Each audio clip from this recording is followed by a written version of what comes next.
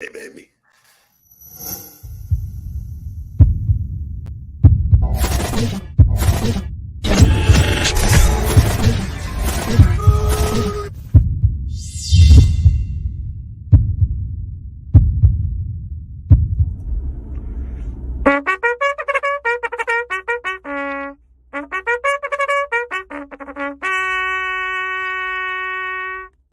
Good morning, everybody. Welcome to Thursday. We're back. We're back in it. Great morning and welcome back to your favorite daily live stream, the Nudelberg Daily Huddle, where we get to share our morning with you and help you get the day started in the right direction. So, it's Thursday, but it could be Tuesday to me. I got no idea. I don't know what day it is. I don't know. Yesterday was a very productive day, but it was like re-entering Earth. It's like, all right, man. Shay was here, so it was a Monday. We got a lot of stuff done. I felt very organized about us, our business, our process. Got into some great coaching calls. The people I dealt with were very fired up. So, all good stuff. Shay, you're looking very clean, mean, lean, and clean. Looking trim. What's the secret, Shay? How are you dropping the weight? What's the secret? Well, the secret to drop 2 pounds overnight after debauchery over the weekend is coffee, just one rotisserie chicken, that's it, and a couple little Swedish fish, and that's it. Which Swedish fish? What is that? The candy, the little red Swedish fish. Oh shit, man, that's crazy. Hell of a diet. Coffee, rotisserie chicken, and Swedish fish. I'm not recommending that to anybody in the huddle, but it's a hell of a diet. Water. Lots of water. Stay hydrated. What's that? Stay hydrated. Lots of water. Yeah. I don't think that's going to be doctor endorsed anytime soon.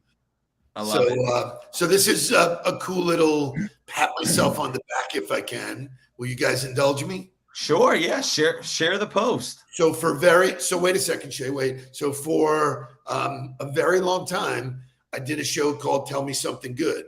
Tell Me Something Good is a rule in my book for those who are watching. And thank you to all the new people that, just connected with us and whatever, and got the new tools. The reality is I did this show because it was one of the rules in the book. Top rule. Tell me something good. Don't ask people, how you are, tell me something good. So I did this and I had great guests on. One of those guests is a guy named Jesse Itzler. Now I'm fortunate I knew Jesse in my other entrepreneurial life, but I've continued to maintain a friendship and whatever. When he did our show, the main reason when we were talking about it prior was that he says, I just can't get over what kind of dad you are.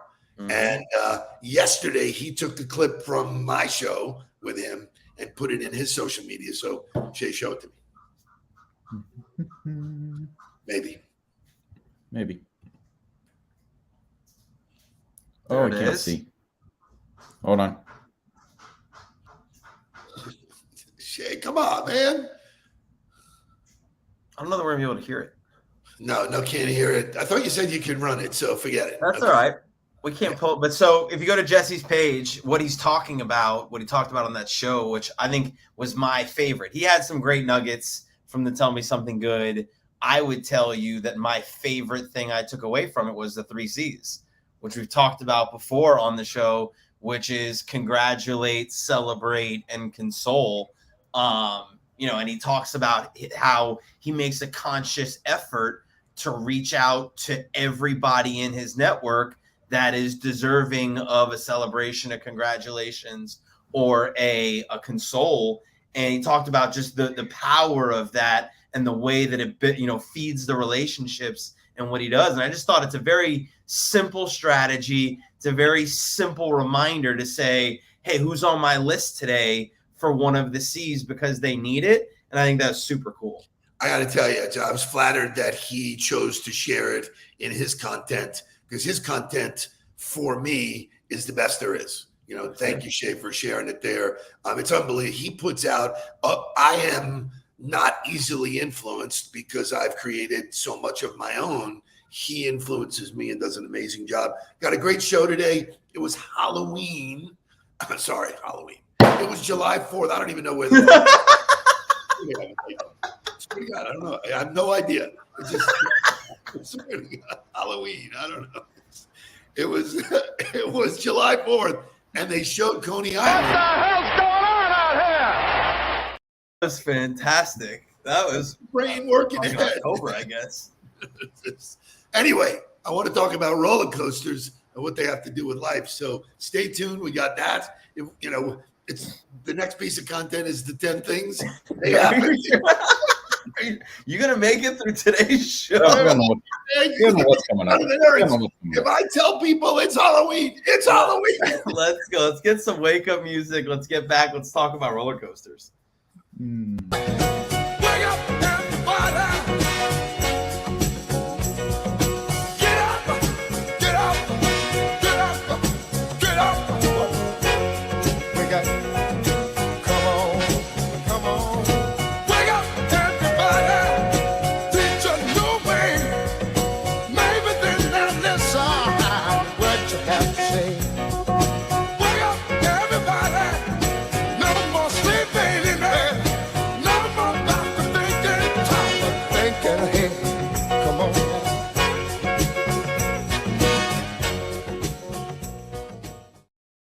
Eddie's got it right. Hey, look who's here, man. Very nice. So we got a great guest to talk about roller coasters with us this morning. We've got Kai in here, but you've got great support on your Halloween comment. I mean, people are saying they're still wearing their masks for Halloween. I love Jonathan Aarons is like, oh shit, it's Q4 already. So. You close your eyes, you wake up, it's Q4, man. There it is, man. I got to be honest with you. I have no fucking idea where that came from. Excuse me. I have no idea. It just came out, man. It's like, So, Kai, we're gonna talk about roller coasters. Poppy has a great piece of content to talk about how roller coasters relate to life. But what do you think about roller coasters? I want to go on one that goes upside down. You want to go on a roller coaster that goes upside down? you like upside down roller coasters? What do you like about upside down roller coasters? Because they're scary, and scary makes it fun. Scary makes it fun? Wow. I don't know. It's dropping unscripted. This is on this show this morning. That's super awesome. Watch this. This was a clip of a roller coaster that I found that got me thinking about this and Coney Island and all that kind of stuff. So look at this. See if you want to get on this one.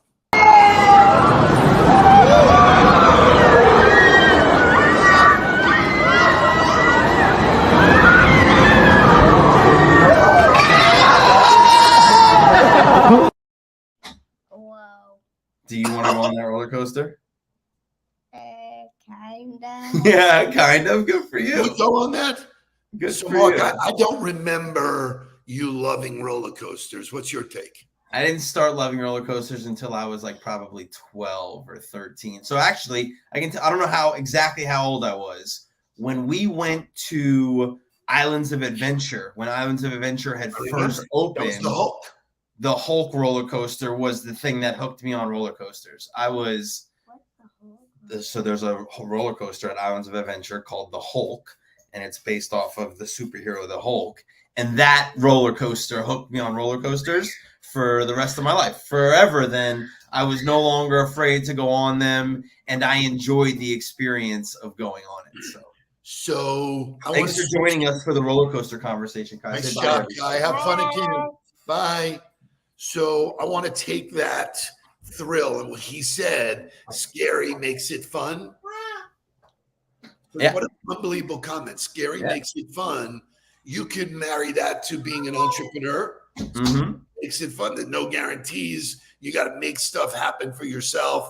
So I have this article that said riding fast attractions can relate to tackling challenges in life and in business. And so there's a couple of things here I want to identify. Number one, stepping out of your comfort zone. Yeah, I mean, look, I think roller coasters in life and business are different, but I think the idea of not being afraid to challenge yourself and try something new and get those butterflies in your stomach and say, I'm going to step into this unknown area, I love that, you know. And you don't have to be a thrill seeker. Like, look, I'm not going to the local carnival and getting on the pirate ship. Wait a minute. I'm so happy you went there. This was on Twitter yesterday. Look at what happens when you go to a carnival.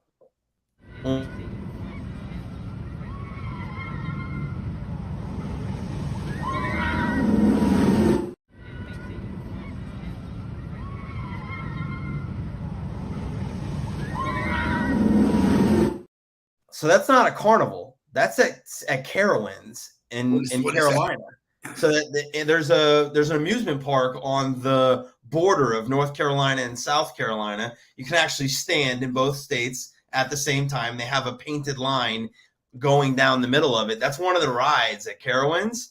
And there was a crack in the post as it was going. It wasn't like it was stopped. No, like the ride was still going. Was somebody standing there videoing people that they knew on the ride. I'm like, what, are you kidding me? If there was ever a reason not to go on a roller coaster, oh my God. But there is a lot to be said for, getting on roller coasters and the parallels that you can, draw towards, whether it be an entrepreneur or in your career and business, whatever it is. They're still drastically different because a roller coaster is probably going to be over in a maximum of 2.5 minutes. Correct. Whereas, the rest of the ride is going to last you your whole life. So Devin coming in from North Carolina saying, Devin, looks like they need some facilities help. I believe there's a crack in their system. Right? Property management. Somebody needs to go over there and talk to them about what's going on. So let me give you the 5 or 6 takeaways. Stepping out of your comfort zone for sure. Confronting fear and building resilience. I love that. That is a real test. Now, I remember a ride called the Roundabout. The Roundabout was a flat, you would get on, stand in a cage, get locked in, it would start spinning, and then it went up on its side. And the most bizarre thing, I was scared shitless going on it. I did it because my friends pushed me into doing it. And when I threw up, we came right back. Guys, I'm going to lose it. I'm going to lose it. Bam. Like the Sandlot scene where they're yakking on top of everybody. Embracing change. I love that. Trusting the process and letting go. Not with that pipe the way it was. Embracing the thrill of the journey. That one I really, really, really got to me. That, the journey, and you hear athletes talk about this, you hear great entrepreneurs, Jesse talks about it all the time. It's the journey, it's the doing, Jesse, on his big calendar, and I'm going to reach out to him today and see if he'll come on and talk about his calendar. He'd be a great huddler on a Friday. For sure. Yeah, but he talks about planning one thing every year that you've never done. And he, is into cold baths and saunas and, running 100 miles, living with the SEAL, so his life is a thrill seek.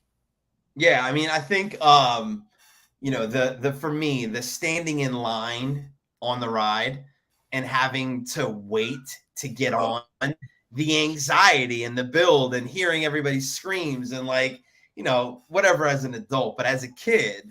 And I think, pushing your kids to do some of those things and feel those things early on, I think is cool because it teaches them okay, I was scared and I got on it. And even if I didn't like the ride, even if I don't want to do it again, I felt it. I felt that fear. I did the thing that was creating that fear and I got to the other side of it. Even if I didn't like it and I'm never going to do it again, there's so much learning that goes into that. So answer this: favorite roller coaster you've ever been on? Oh, ever? That's pretty tough. Name one. Doesn't matter. Not ever. I'm going to go to what is no longer a ride is what was the Dueling Dragons. Oh, that was a great ride. I remember that. They had fire and ice. And your feet were dangling. And there was one point when the dragons would go towards each other and then you would go up into a loop. That was a very, very fun ride. Mine clearly forever was the rock and roll roller coaster because it was in the Aerosmith blasting in your ear. It was like, There's a better way to do a roller coaster than having Aerosmith blasting in your ears the entire time. So it's Throwback Thursday. So here's a throwback song to celebrate roller coasters. And then we'll get right into the 10 things that don't cost you anything to make you more talented. Go.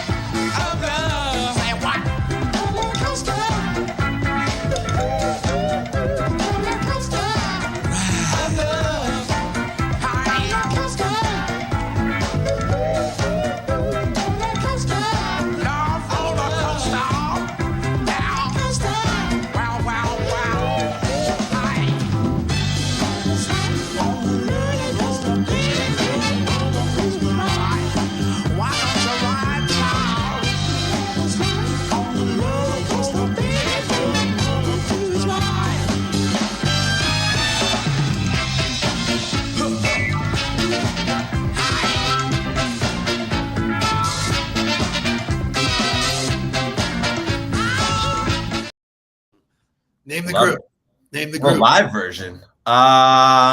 Name the group. Michelle will get it. Michelle Portoff, forget it. I know she knows it. Come on, Michelle, throw it at me. I don't know. I don't know who it is. The Ohio Players. Oh, excellent. They were Great there she group. goes. There she goes. Very good. So Jonathan Aarons talks about Hagrid's motorbike at Islands of Adventure. That is Dueling Dragons. They took the Dueling Dragons and repurposed them to be part of the Harry Potter experience. And so that's actually what that ride became. Very cool. So that's what he said. He goes, Mark Nudelberg, my favorite ride caused your favorite ride to be shut down. Sorry. Exactly. It's exactly correct. So anyway, if you're looking for a conversation starter today, when you talk to people, just ask them, hey, you like roller coasters? Yes or no? There's a conversation, So I love it. All good stuff. So 10 things that require zero talent. And I love this list. We'll unpack it. But leave that up there for a second, Mark. Go anywhere you want with this. Well, I mean, the first one I think is the best one. And I think, you see, I've seen this posted a zillion times and coaches talk about it all the time, but being on time requires absolutely no talent. It creates so much respect for the people that you work with. And it creates such a understanding, or creates such a vision of who you are as a person by being on time. If you are chronically late to things, I can promise you that is hindering your ability to be successful and get opportunities because of the way people perceive you just from not being on time. So how did you learn that lesson? Out of curiosity. Oh, you can come out of it now, Shay. Growing up with you, we were forced to be 5 minutes early everywhere. I grew up, first of all, your watch was always 10 minutes fast. So you were always looking at time and you were always looking at it as if you were 10 minutes later than you already were. And every time we went anywhere, we showed up early. So that was a part of my DNA growing up. And then it was the same thing when I started my career in sports. Like if we had a staff meeting at 7:30, and you weren't in there at 7:28, you were late. Like it was understood that the last person in the meeting would be the head coach. He would come in when the meeting was supposed to start at 7:30. And if you weren't in there when the head coach started, if he decided to show up at 7:29 or 7:28, you were then late. So it just became second nature and especially as a young person growing up in the profession, I wanted to make sure that the room was in order. Wanted to make sure there was a practice schedule in front of everybody's seat. Wanted to make sure there was no garbage on the ground. I wanted to make sure that it was neat and tidy so that when guys started to come in at 7:15, 7:20, 7:25, and then ultimately at 7:30 when we started the meeting, it looked and was prepared to go to work. So for me, on time became 7:00 in the morning so that I could do all of the things that I needed to do prior to a 7:30 staff meeting. So if you took these 10 things and somebody was being introduced to you and the person that introduced said, let me tell you 10 things about this person. They're on time. They have great work ethic. They put in a lot of effort. Their body language is always leaning in. They come with a lot of energy. They have great attitude and passion. They're totally coachable. They go the extra mile and they're always prepared. What would you do with that person? What can I do to get them on my team? Yeah. How do I work with them? What do I do with them? Like, how do I get them to help me in some kind of way? Here's what, it's so great. So when I said OQP, only quality people, you are the sum of the people you hang out with. So I want those people around me because that shit wears off.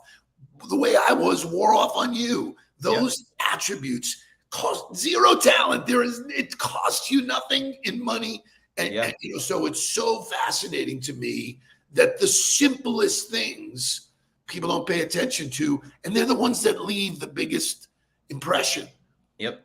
Like when someone is early to a meeting, right? Yeah. Or they're so prepared. Yeah. It's like, wow, man, okay, thank you. Like for me, I used to sit down at a meeting and I'd say, is it okay if I take notes? Yep. Now I do it on, obviously on these calls, but people go, you want to take notes about what I'm saying? I go, yeah, I'm going to learn something.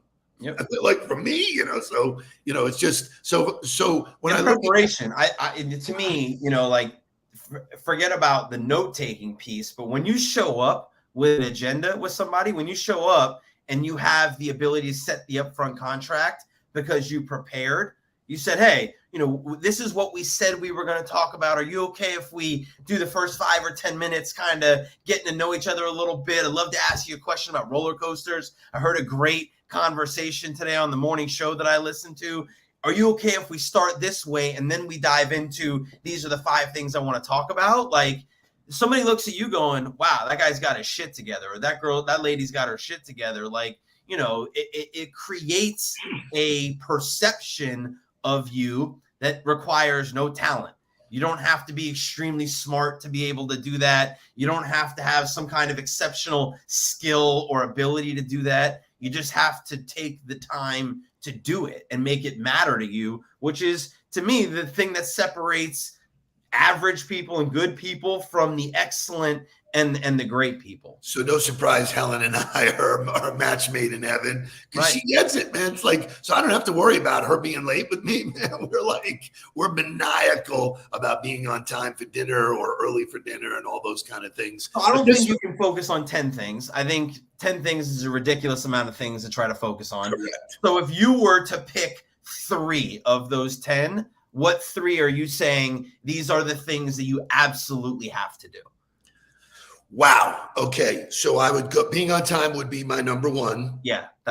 Number 2 would be energy, because I think that's what people actually buy. Yep. And then I see like energy, attitude, and passion. All of the same thing to me. They're all byproducts of the same thing. So I agree with you. Being on time, bringing the energy, and work ethic would probably be my 3.